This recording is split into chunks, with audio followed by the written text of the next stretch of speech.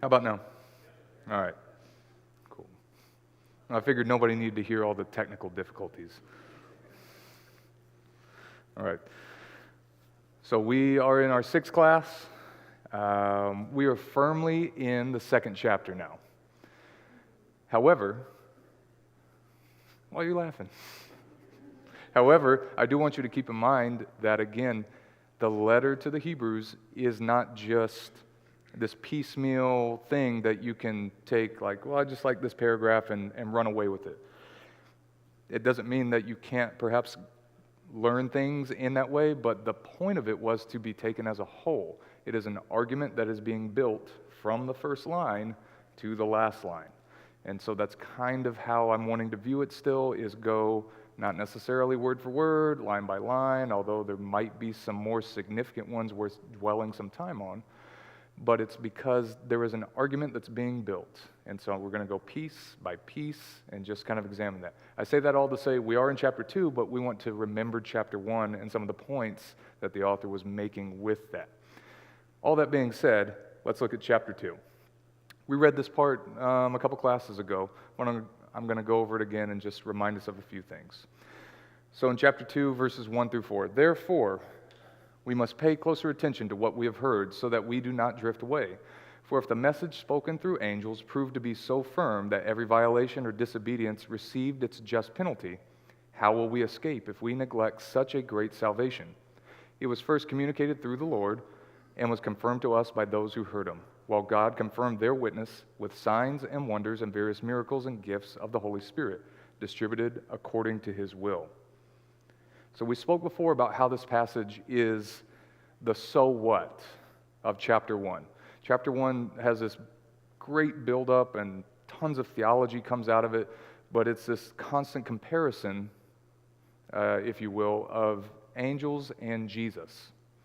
And it goes back and forth about how the Son can do this, but the angels can't do that, or this was given to the Son, but not the angels, on and on and on and on. So then we come to this, and what is the author focusing our attention on? What is the thing that he is trying to make us see with this passage specifically? Yeah, no. The totality of God's will. Can you explain that a little more? Well, his whole purpose was to free us from sin. In doing so, he started first with the signs and wonders. Okay. And then Jesus Christ, the totality of what he wanted to achieve as far as salvation for us. Okay, so I'm going to use a theological term here. Progressive revelation is sometimes how that's called, where you have something that was revealed in this way, and as time progresses, the revelation becomes different or manifests in a different way. Nolan was saying that God started with signs and wonders, and then we see the totality of that revelation in Jesus. I would agree with that sentiment. Is that what is being stated here? Okay. Okay, so there is a warning, as Jackie says, and if we miss this or if we mess this up, there is a severe penalty. We'll kind of delve into that. I'm looking for one word. I'm going to play Randy right now. Read my mind. What is the one word I'm looking for? What is the focus? In my mind, anyway. I think to listen to what? The message. The message is the focus, right? Why is this message the focus of this? There's something very specific, and they go through great pains to explain, like, listen, the Son is like this, and it compares nothing to these angels, which are way below, and this message comes from the Son, right? Why is that important? Yeah, Robert. Go with Dave first. Oh, I'm sorry. Dave?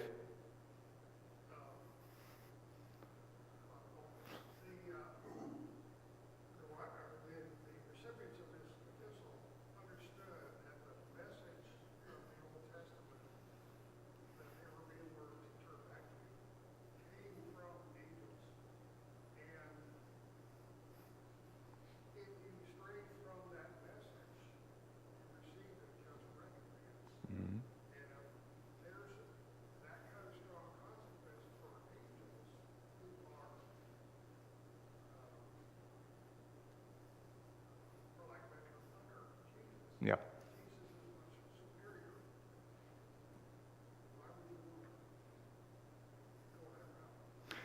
So Dave is echoing exactly what the author is saying.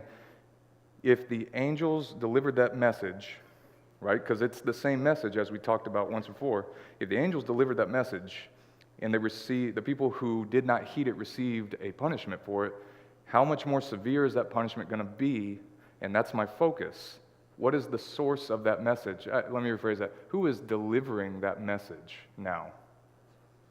It is the Lord himself, as it says in verse 4.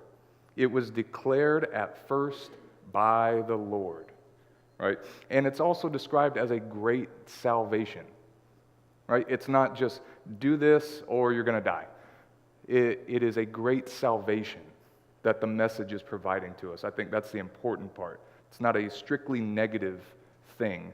It is a positive. It is more than just a positive. It is the greatest positive.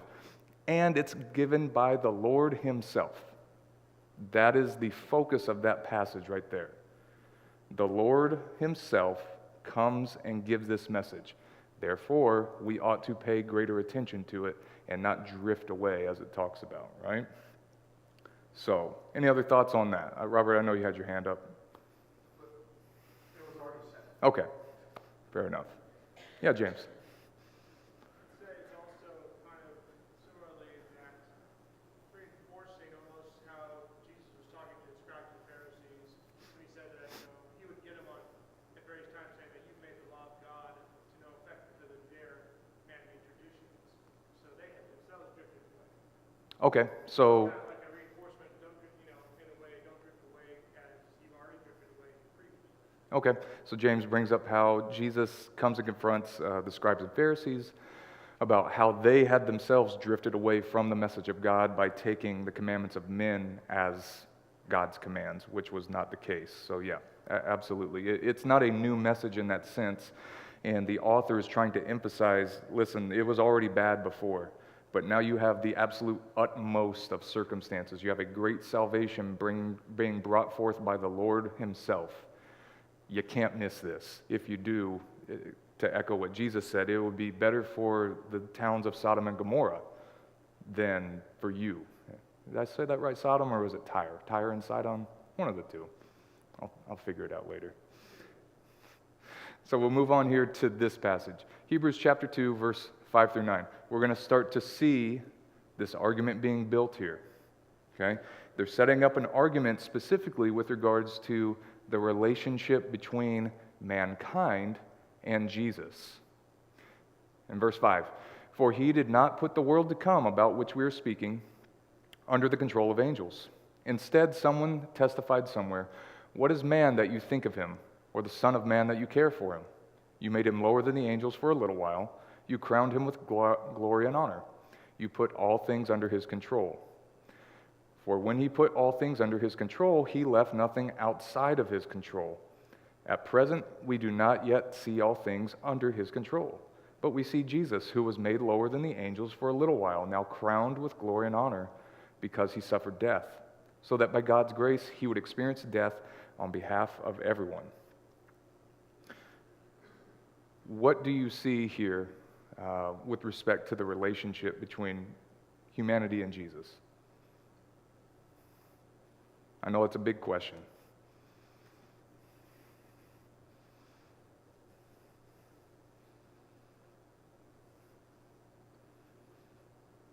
Go ahead, Dave.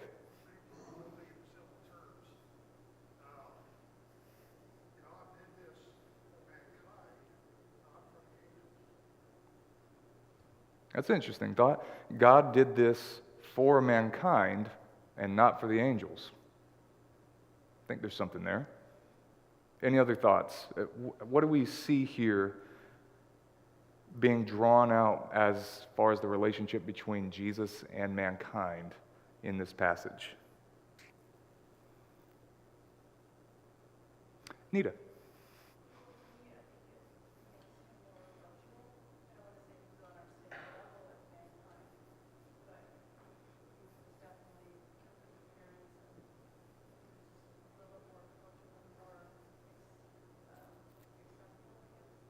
Okay, more approachable and more acceptable in what sense? What do you mean? To believe what Jesus was saying? Is that what you're saying? Can you explain that a little more? How do you see that?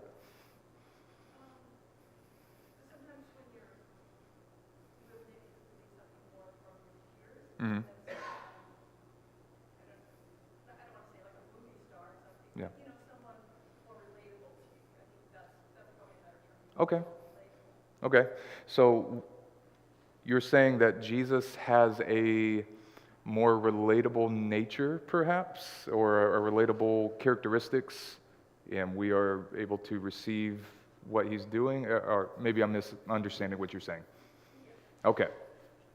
I am misunderstanding it, or that was correct? Oh, okay. I got it right. Cool. Yes, Lisa.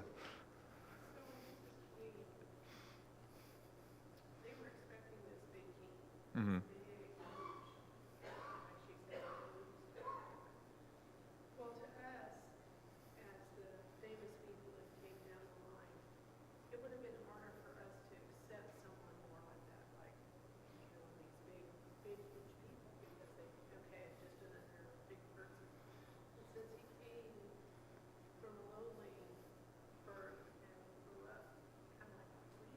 Mm-hmm.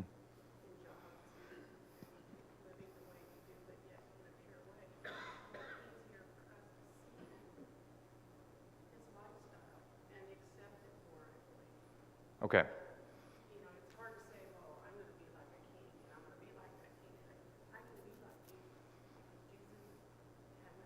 Okay. Okay. So Lisa's drawing on Jesus's own life in the sense of he didn't come as a king. He wasn't treated in this royal sense or a celebrity, if you will, given all the trappings of that high status. In fact, he was, by all the gospel accounts, a very lowly, common person, in fact, persecuted in a similar way as many other common people. So yes, absolutely, I can see that. Robert? I see it a little bit differently as Okay. far as the hierarchy. There's a hierarchy being established here. In verse 6, what is man that you remember him? So we've already established Jesus is way up here at the top, Mm-hmm. and below that's the angels, and then man is below the angels. But yet, for our sake, Jesus is then falls down that hierarchy post to then come to administer to us, to be our king, to be our savior. And yes, he's going to receive the crown of glory for this, or rather it's going to be restored, is more accurate way of putting it. But he leaves the throne of God for man, to humble himself lower than the angels, that he is greater than, and to come to man that is even lower still than the angels. Okay. It's going to be hard for me to repeat, so I'm not going to. In fact, I think I'm going to touch on a lot of what you said, so hopefully that will do. But I definitely agree. There is, whenever I'm reading this and sort of preparing the material, I keep seeing this pattern of, like we talked about in chapter 1, how the Son was always eternally existing, yet had to come to earth and do certain things and then receive. It's like this double inheritance. He already had everything, and yet he came to earth and then earned it back. There's like this ascending or descending and then reascending thing. Anyway, I can get lost trying to describe all that. I wanted to look at two things though. The world to come. He uses that phrase, the world to come. What do we think that is? Just for time's sake, I'm going to kind of breeze through this a little bit. Some ideas are the heavenly world. That's kind of hard to describe, if I'm going to be honest, but I can see that, right? Some people think it might just be this sort of future world, a future life in this generic kind of sense. Again, that starts to get tough, like maybe that's what they're getting at, maybe not. I would like you to remember, though, what was the author talking about in the prior chapter? It is my belief, I will just espouse that right now, or be upfront about it. A lot of this was the focus on Jesus becoming the king, or the Son being sitting at the right hand of God, right? is the Son eternally, comes to earth, and then earns that right again to sit at God's throne. This is why I am more of the opinion that this world to come is this messianic type of kingdom. The fancy word might be the eschatological, meaning like end times. This finally, fully realized kingdom, God reigning in his fullest sense, right? The Son and his accomplishments are being elevated to the throne of God. And this world to come seems to suggest something more like this messianic kingdom. It's a kingdom in subjection to God himself as he sits on the throne, fully realized in every way. So that's the first thing I'd like us to keep in mind, the world to come. Now we're going to look at the Psalm 8 reference, okay? When I'm talking about the Psalm 8 reference, I want to back up here. It's where this sort of prose section begins, where it says, instead someone somewhere testified. That's what it's talking about. It's talking about this Old Testament quotation from Psalm 8. What is man that you think of him, or the Son of Man that you care for him? You made him lower than the angels for a little while. You crowned him with glory and honor, and you put all things under his control. Would it surprise you if I told you that this is probably not about Jesus? At least a Jew would read this back in, pick your time, before Jesus. They would probably not read this and say, hey, this is about Jesus. Who would they think this is? David? You think? It could be. David could have even written it, though, right? It doesn't mean that it wasn't about him. Who is this describing?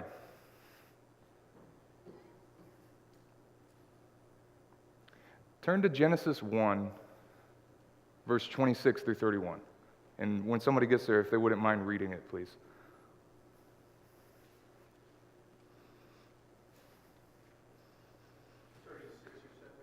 26.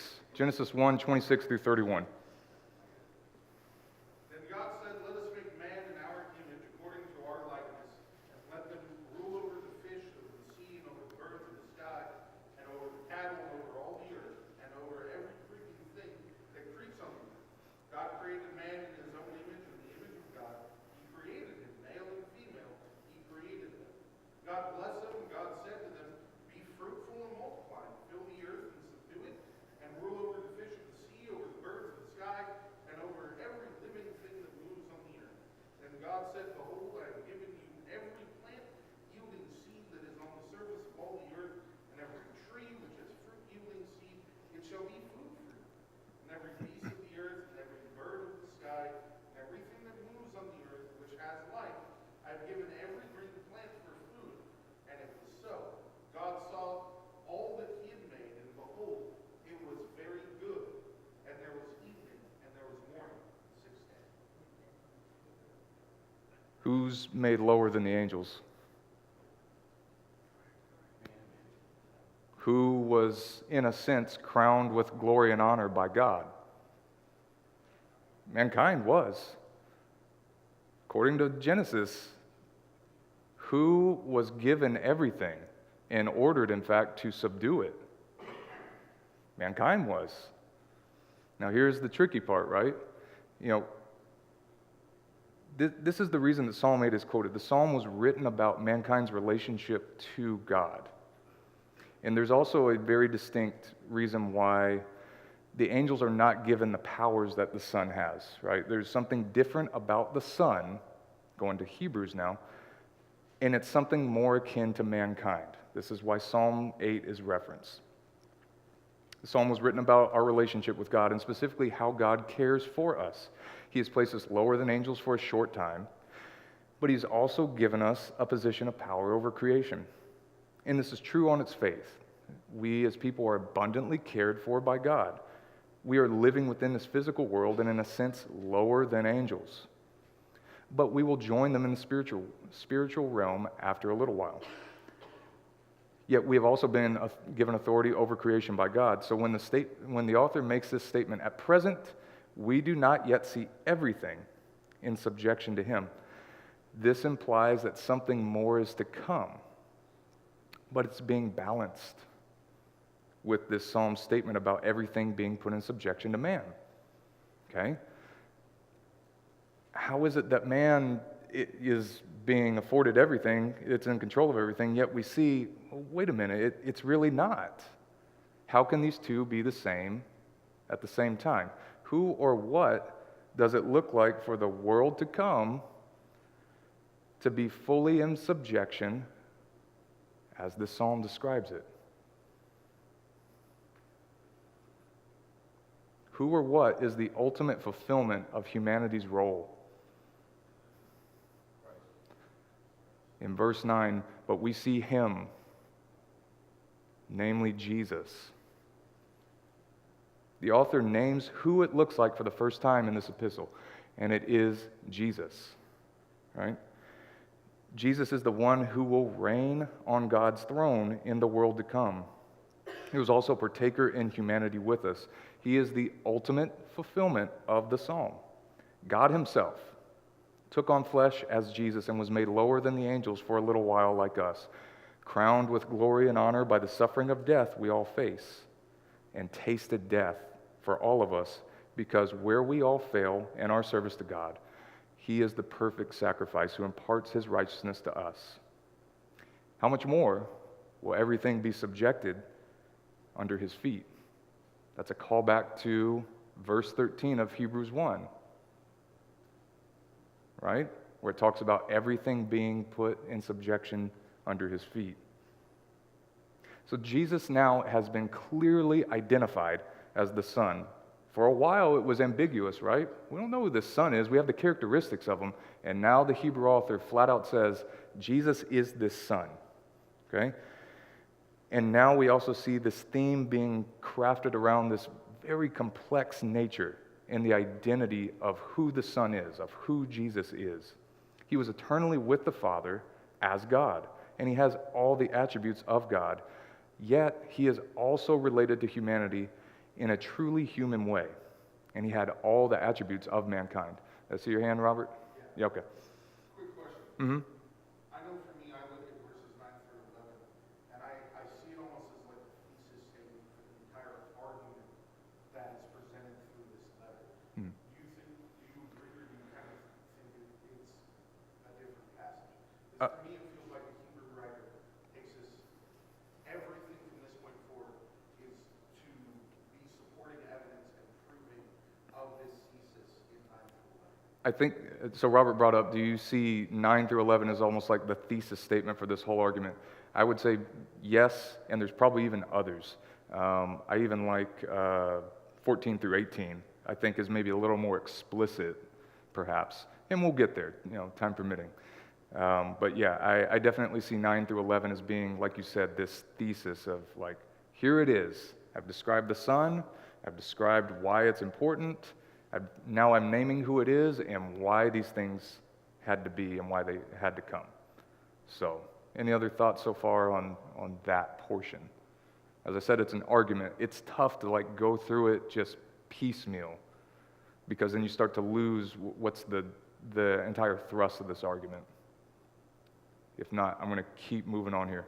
So in verses 10 through 13, for it was fitting that he, Jesus, for whom and by whom all things exist, in bringing many sons to glory, should make the founder of their salvation perfect through suffering. For he who sanctifies and those who are sanctified all have one source. That is why he is not ashamed to call them brothers, saying, I will tell of your name to my brothers. In the midst of the congregation I will sing your praise. And again, I will put my trust in him. And again, behold, I and the children God has given me. So we're teasing out a theme here. Remember, Jesus, that ultimate fulfillment of humanity, this complex nature as fully divine and fully man. What are the two types of relationships that are described right here as it relates to Jesus and people? What two relationships do we see? Brothers is one. What's the other? Children. Seems paradoxical, right? Can't be brothers and children at the same time. How does that come about?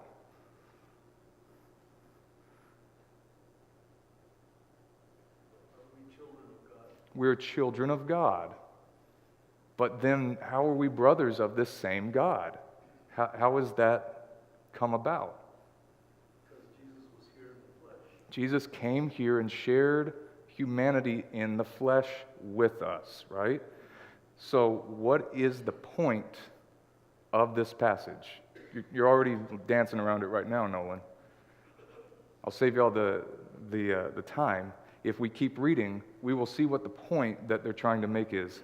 In verses 14 through 18, since therefore the children share in flesh and blood, he himself likewise partook of the same things, that through death he might destroy the one who has the power of death, that is the devil, and deliver all those who through fear of death were subject to lifelong slavery. For surely it is not angels that he helps, but he helps the offspring of Abraham. Therefore he had to be made like his brothers in every respect, so that he might become a merciful and faithful high priest in the service of God, to make propitiation for the sins of the people. For because he himself has suffered when tempted, he is able to help those who are being tempted. Why did God, as Jesus, enter our world to become human?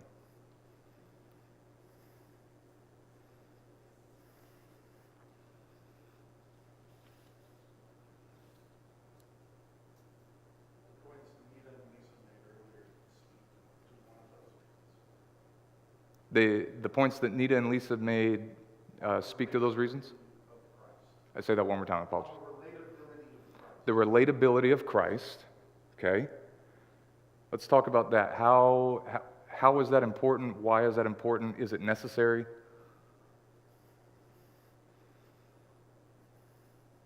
Oh, I apologize, Jackie. He's the sacrifice who takes the place of humanity in the sacrifice, like in the justification. And so, why did he enter our world to become human? Because humans needed salvation. So, because of his love for humanity, he became human so that he could be an acceptable sacrifice. Okay, so Jackie brings up a couple points. I lost the first one, but you mentioned his love for us as well. His love demanded that he come and share in the likeness of humanity. Is that fair to say? Offer himself, the sacrifice that was needed on our behalfs. Any other thoughts? Yeah, Dan. I think it's saying that he had to become human so he could die. Okay. So he had to become human so he could die. I would agree that with that fact. Is there something more, Todd? Yeah, because we're human, and what was the purpose of Christ coming to this earth and performing the miracles that he did?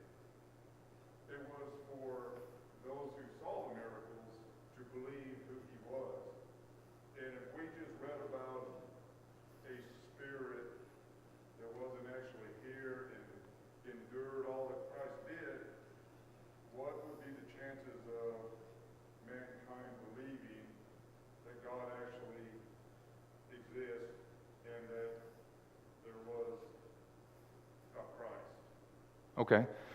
So you take the approach that God entered our world as Jesus in a way to prove his existence to us, because it might be easy to dismiss just a spirit that is not here walking among us, so to speak. Is that a fair way of repeating that? That's a good opinion. Okay. Do my best. Oh. Whoever wants to go first. So. I got Mona in the back as well. Go ahead, Mona. Well, I see it as a fulfillment for the Hebrews of the Old Testament promises from Abraham that he would have children as like the sands of the sea. Those promises were fulfilled because he was a Jew, because he came to fulfill the law, because he became, by proving in this letter, he was going to become all of the things the Jews had expected from long. Yeah, I tend to go more towards that route. The idea that Jesus came to fulfill the things that were said in God's word so long ago, right? He is the perfect fulfillment of man's God-given role. And what I mean by that is, we just read in Genesis 1, verse 26 through 31, we're given the ability to subdue the earth. But we can't because we are fallible, just frankly, poor people at dealing with the things that God has given us. Deuteronomy 6:5 is, love the Lord your God with all your heart, soul, mind, and strength. Who did that perfectly? I'm not even sure I went a whole day doing that, right?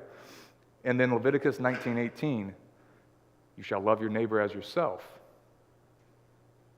Jesus came and fulfilled that part perfectly. He died the death that we deserve. Okay? In so doing, he takes our death, if that makes sense. He takes that from us. That's why we have that verse in there that talks about we are no longer slaves to the fear of death. We don't have to be afraid of death because Jesus has taken the death from us. We're no longer slaves to that. We deserved it. We were slaves to it once. But we no longer have to be because of what Jesus did in dying for us. He fulfilled that role of being our death, if you will. Okay? Romans 6:23, for the wages of sin is death, right? Judy. Verse 14, it's along what you said, the people were afraid of death. Right. He's going to make powerless the fear given by the devil. So he's going to take that all away too. Yes, so his death and taking the death from us has also made the one who controls death, which that gets weird because it would take a long time to explain, but he makes the devil powerless by removing that from him, right? He also suffered, this is probably like the more important central point in my opinion. He suffered with us and became the perfect high priest. In Leviticus 19:2, the command is, you shall be holy from the Lord. You shall be holy, for I am holy. Got to tell you, I failed at that a lot. Okay? Yeah. And then Psalm 110:4, I wish I could remember what that is. I wrote it in there, and I'm sure it has something to do. Who has that? Psalm 110:4. I can't recall it off the top of my head now.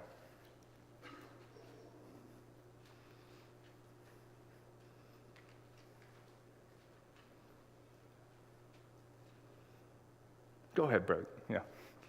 The Lord has sworn and will not change his mind. You are a priest forever. There we go. According to the order of Melchizedek. Yeah, that one. Yeah. The Lord has sworn and will not change his mind. You are a priest forever in the order of Melchizedek. I've never lived forever, therefore I don't fit this bill, right? We have one who has been forever, and he fulfills that role as the priest, right? Not only that, he is merciful. He has taken on this role as the high priest, and he is merciful to us, and he is also faithful to us and to God, right? This is what makes him so unique. I kind of wrote down some thoughts about this. God wanted to redeem us from our fallen state and needed one who was perfect in every way. In the same way, mankind was his chosen creation to rule over the world. The office of the high priest was God's chosen position to offer atonement for mankind. God needed a perfect being to redeem mankind, so he sent himself, the only perfect being, and he took on flesh to become a man like us. Yet he was the perfect man for that which the world to come would be in total subjection to. This perfect being, Jesus, didn't simply live a perfect human life, but became a perfect high priest to God through the suffering he endured. We were not merely Jesus' children because we were his creation. We are also his brothers because he has suffered in the same way that we have. Jesus is not the God who only sits on the throne. He is the God who tread through the same sludge and muck as we did, who got tired and hungry, who sweat and bled, who felt temptation, who felt sadness, injustice, agony, pain, and death, just like us, yet rose victorious over all these sufferings because of his own righteousness.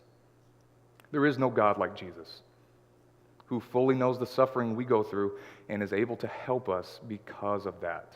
This allows him to fulfill the role of the high priest and bring us to the Father by his own works and makes atonement by his own sacrifice. Robert.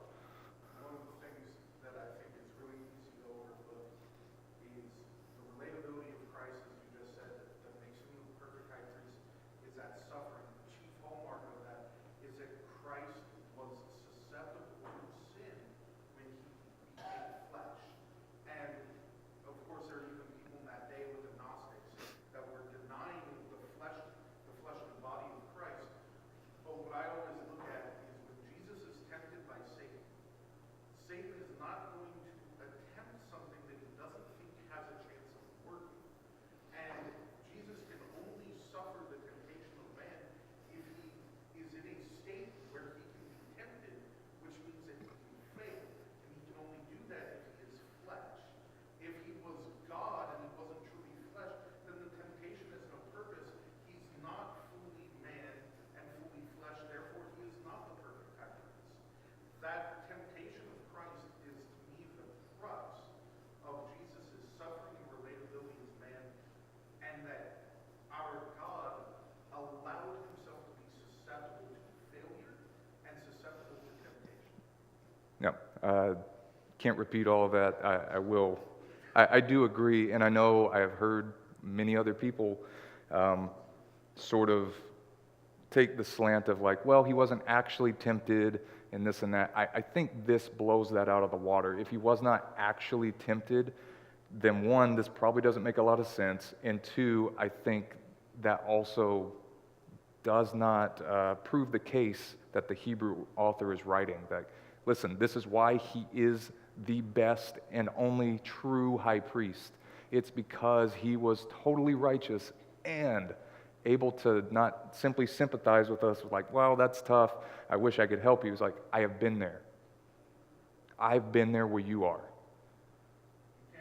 And I have overcome it, and I will help you overcome it. That's probably the more important part. He doesn't sit on the throne just, well, I hope you make it.